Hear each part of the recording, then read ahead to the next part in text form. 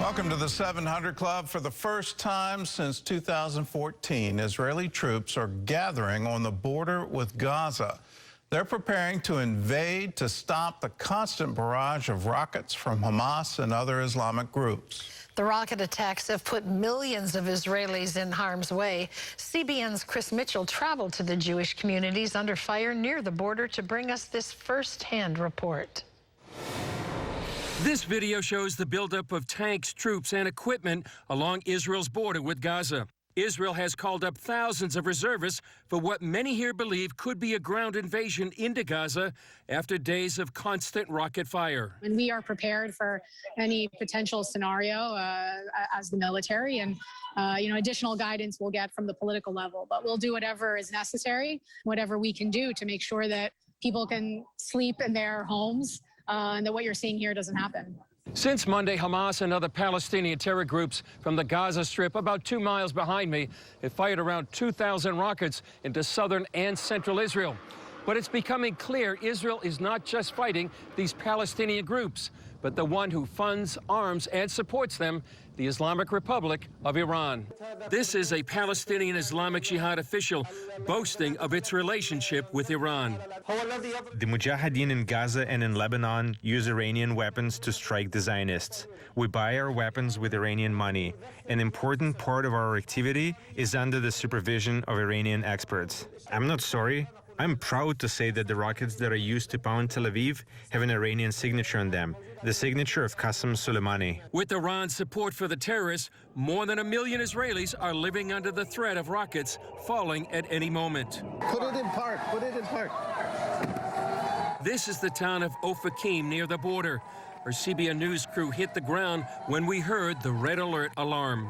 Well, that's what it's like for Israelis down here in southern Israel. We're in a town called Ofakim.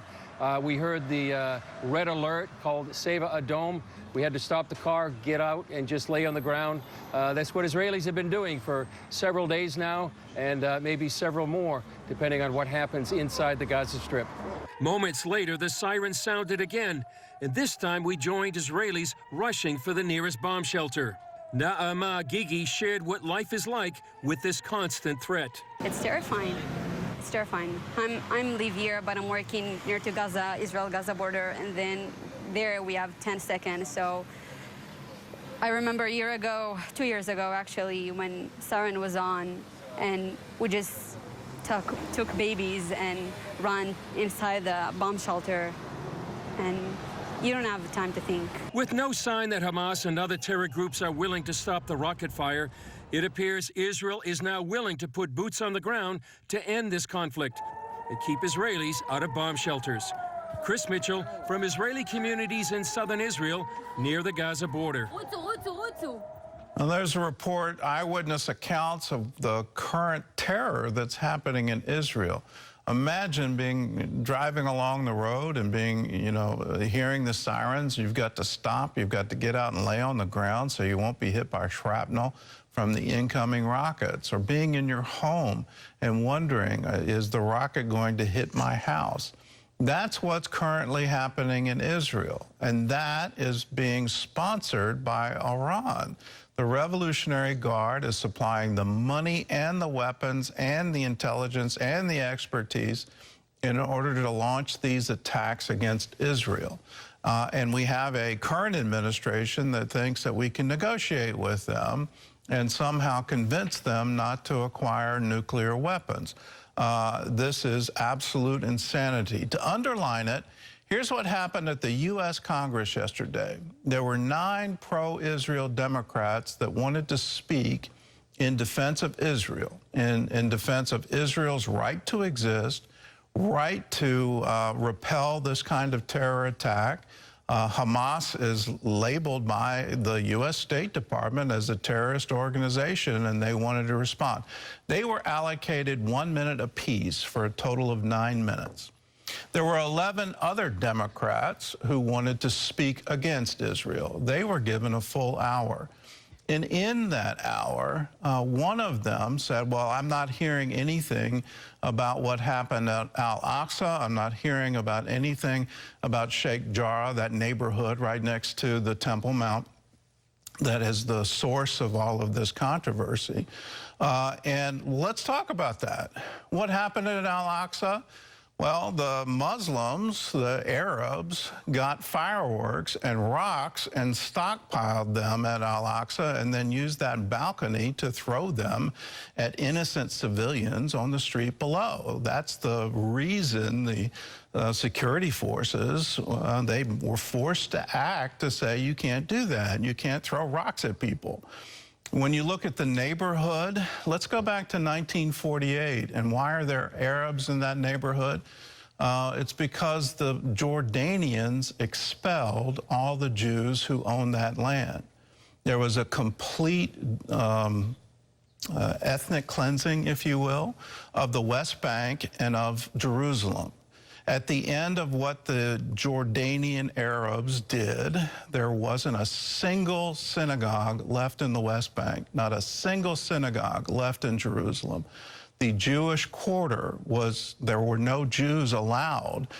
They were all evicted, and that neighborhood that was owned by Jews was turned into refugee housing for the Arabs who had left other parts of Israel at the request of the Arab armies who were poised to invade when Israel declared its independence.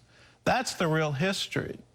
And when you look at that real history, you have to come down on the side of Israel. Israel has the right to exist. Israel has the right to defend its citizens against terrorist attacks, against these rocket attacks. All of this is a provocation that literally was invented by the Palestinian Authority. They planned it, and they're trying to get world opinion against Israel. How they've convinced 11 congressmen to go along with it is a mystery to me. But those are the facts, and that's the story, the real story, and the real history. Well, here at home, the major fuel pipeline that was hit by cyber hackers last week is back up and running after they paid the ransom. But still, long lines remain at gas stations along the East Coast. John Jessup has that story from our CBN News Bureau in Washington. John? Thanks, Gordon. Even though Colonial Pipeline has resumed operations, many states are still suffering from severe shortages. I just called the gas company. They said it'll be 3 days before we get the delivery. Although tanker trucks are filling up at this facility in North Carolina, which was affected by that cyber attack, it will still take days for gas to get to the stations that need it. The shortage could last for days. Meanwhile, the average price of gas is now topping $3. And now new reports say that Colonial paid the cyber hackers, the $5 million in ransom that they demanded. Well, today, news of another major ransomware attack. Ireland's health service shut down many of its major information technology systems after being targeted in what it called a significant ransomware attack. The health service executive said the shutdown was a precautionary measure to protect their systems. Experts expect more ransomware attacks after the Colonial Pipeline shutdown. And former CIA hacker and cybersecurity analyst Eric Cole told CBN News that America's aging energy grid is vulnerable. And I wish I could say that Colonial had weaker security than anyone else, but the problems that we saw with Colonial of systems that were outdated and operational systems directly accessible from the internet is present in most of the critical infrastructure across the United States. This is a problem we knew about for years and unfortunately has gone ignored. And other systems could also be hit, like schools, businesses, hospitals, and more. Well, the Secretary of Homeland Security, Alejandro Mayorkas, was on the hot seat on Capitol Hill Thursday over the flood of unaccompanied children at the border. Republican Senator Ron Johnson and others taking him to task. In March of this year, almost 19,000. Last month in April, 17,000 unaccompanied children. Those are the numbers. We can talk about percentages and tripling the numbers since April, but here's the problem. There's the surge, and it is undeniable, and yet you are denying it. And this is as close to open borders as we could possibly have. Mayorkas said the administration dedicated to an orderly, safe, and humane immigration system, and that he absolutely wasn't disappointed that neither President Biden or Vice President Harris have visited the border. Well, a return to normalcy, it's what people have longed for since the start of the COVID pandemic.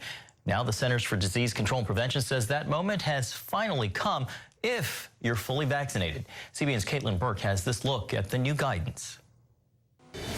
We're going to start seeing a lot more smiling faces soon. New CDC guidelines say that fully vaccinated people may now safely participate in indoor and outdoor activities without wearing a mask or social distancing. If you are fully vaccinated, you can start doing the things that you had stopped doing because of the pandemic. We have all longed for this moment when we can get back to some sense of normalcy. I think it's a great milestone, a great day. It's been made possible by the extraordinary success we've had in vaccinating so many Americans so quickly. To date, more than 154 million Americans have received at least one dose of a COVID-19 vaccine. That's about 47% of the population. The CDC director says the new guidance about masks is based on science. Evidence shows the vaccines are strongly protective, even against mutations of the virus. Still, there are some exceptions to the CDC's new recommendations. Masks are still required for anyone riding on buses, trains, or planes, and in hospitals. Experts acknowledge these guidelines are based on the honor system. Anytime you see someone without a mask, the risk is to the unvaccinated individual. So people can choose to take that risk, but science and good data suggest that the smart move is to get vaccinated. According to a new AP poll, a wide variety of Americans from different backgrounds have questions and hesitations about the vaccines. A large number of those who remain unvaccinated say they would need to hear their concerns addressed by a credible source before feeling comfortable with the shot. Kizzmekia Corbett is hoping to be that person, especially for the Black community. If I'm going to be a scientist and I'm going to try to create things that help people and benefit human health, then making sure that I translate that to people who are concerned about it seems to be appropriate. Corbett helped lead development of the Moderna vaccine and now spends hours giving plain-spoken answers to counter misinformation. In a recent interview with AP, she pointed out that while the clinical trials may have seemed fast to outsiders, scientists have been working on vaccines for earlier cousins of COVID-19 for the last 6 years. COVID-19 deaths in the U.S. are now at the lowest level in 10 months. A milestone health experts say would not have been possible without vaccines. Caitlin Burke, CBN News. Thanks, Caitlin. A milestone indeed. And Gordon, I think the word that many people are saying now is finally. Well, it might be a little too early. I'm not trying to be overly pessimistic here, but I've been vaccinated. I got the Pfizer 2-dose vaccination. I'm now several weeks from that. Depending on what state you live in, I live in the state of Virginia, and Virginia still has a mask policy. So until that changes, you can't go by the CDC guidelines. You need to go by what your state is mandating, particularly for public places. But here's the problem, and here's my concern. The virus has already mutated several times, and the vaccination companies, Pfizer is the one I have, and they've already announced they're not sure it's effective against the South African variant. So when you look at this and look at the prospect of, well, I'm now going to need boosters, are we declaring victory too quickly? Is this a mission accomplished event for COVID? And it may be too soon. We have to write out what are these variants. The very infectious variant from India is now showing up in other places around the world. The South African variant's shown up. There's another variant coming out of Brazil. So every time you see a bloom in infections, what's going on is the virus is having chances to mutate. So are we going to be in the booster shots? Are we going to be in a COVID nightmare for a period of time? I want to sound a note of caution. It's too early to declare victory. We've got to walk out these variants and walk out the effectiveness of the vaccination before we can say we're in the all clear. Terry? Well, still ahead, a grandma full of gallstones. The corridor of death. That's what U.S. Highway 281 in Brooks, Texas is called. It's the main route for human smuggling and drug smuggling.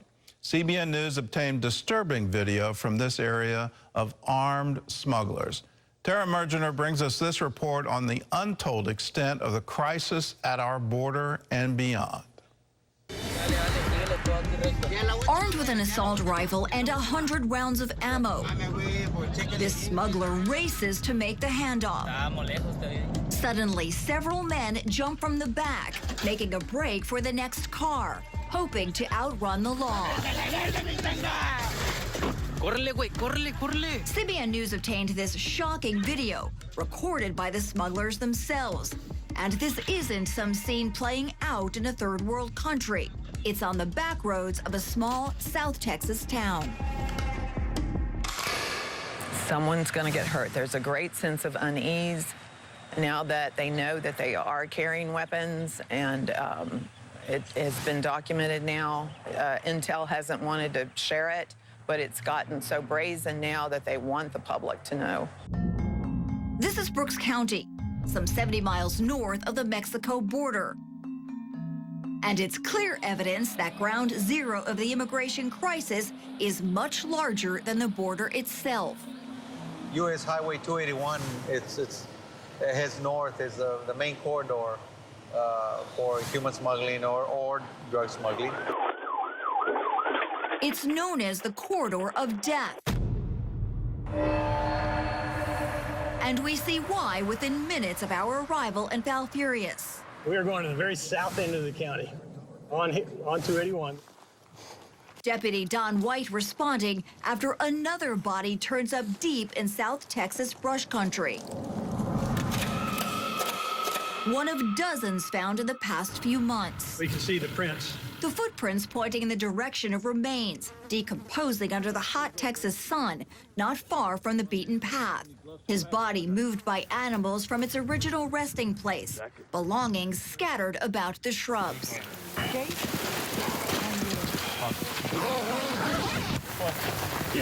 Deputy White says it looks like he died a month ago, likely left behind by his group. F-13, time of death, 3 o'clock even. Either he was dropped and they went on, or he became incoherent from environmental stresses and he started wandering. In our South, hundreds of thousands of women and children continue to surrender to agents after being dropped off at the river's edge by so-called coyotes hired to smuggle them into the U.S. For those trying to avoid agents, however, due to past criminal history or past border interceptions, that sort of thing, the second hurdle may be even harder. Getting around the Border Patrol checkpoint in Brooks County along a major human smuggling route. On the journey, move from stash house to stash house in the Rio Grande Valley until the cartel gives the all clear. They're loaded up into pickups, vans, whatever, and brought to the south side of the county and dumped down into the brush. And then they're expected to walk up to 3 days through the brush. The miles-long trek to meet the next smuggler waiting to usher them deeper into the U.S. is punishing. This is sandy loam, similar to what's on a beach. It's very heavy to walk on, and migrants on it hour after hour become exhausted. Scorching summers, freezing winter nights, and brutal winds, all taking their toll. Bodies and skeletal remains often revealing signs of painful, even violent deaths. You know, the cartel has also been known to kill people that didn't pay up. With the human flood crashing the southern border this year, drug cartels are raking in billions from migrants desperate to reach the U.S. Some with bad intent. So many people are coming across that gives the cartel even more opportunities to transfer people like MS-13, the 18th Street, pedophiles. Pedophiles love to come back to America. Law enforcement scrambles to stay vigilant along highways. Resources in these parts are spread thin. Many border agents once patrolling this county gone, assisting with a massive influx on the border, leaving the cartel to take full advantage. It'll be a while before someone can go out there and respond to the notice that someone is going through the brush. That brush is wide open. 944 square miles of nothing but private ranch land. In the last few months, it's really picked up, and there are profound property damage with smugglers that are being pursued by law enforcement. And it's not only that, it's armed smugglers going through private property, rural roads, at high speeds to drop off their load. Loads that law enforcement officers say defy dangerous odds in the wilderness and are fanning out in greater numbers across America.